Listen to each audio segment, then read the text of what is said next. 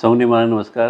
સાબરકાંઠા અને અરવલ્લી જિલ્લાના પશુપાલકો મારી એક નમ્ર વિનંતી છે કે પશુપાલન સાથે સંકળાયેલા વહેલી સવારે 4-5 વાગે ઉઠીને મહિલાઓ અને પુરુષો મહેનત પરિશ્રમ કરે છે. દિવસે ઘાસચારો, પશુ માવજત સહિતની મહેનત કરતા હોય છે. આમ કાળી મજૂરી દિવસ રાત કરીને તરેલ દૂધ ઉત્પાદનને 5 મિનિટમાં ઢોળી દેવું એ કોઈ પશુપાલકનો જીવ ચાલે નહીં. આવા વિડીયો જોઈને અમને જીવ બળે છે કે મહા મહેનતે ઉત્પાદન થતા દૂધને આવી રીતે ઢોળી કેવી રીતે શકાય? આ કોઈ પશુપાલન ક્યારેય આવું કરી શકે નહીં. રજૂઆત હોઈ શકે, પણ આ રીતે ક્યારેય કોઈ પશુપાલન ના કરે.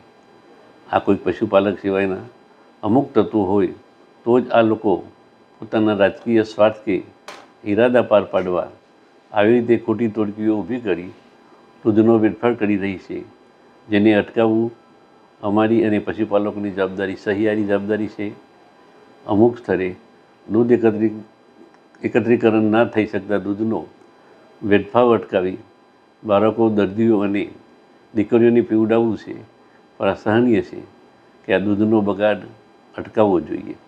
આ રીતે આ પરિસ્થિતિ જોઈને અમારો આત્મા દુખે છે અને અમે ચિંતા કરીએ છીએ કે પશુપાલક જલ્દી સાથ અને સહકાર આપે અને દૂધ ફરીથી આપણી જ સંસ્થા છે અને આપણે આ સંસ્થામાં આપણે સૌના સાથ અને સહકારથી આગળ વધીએ.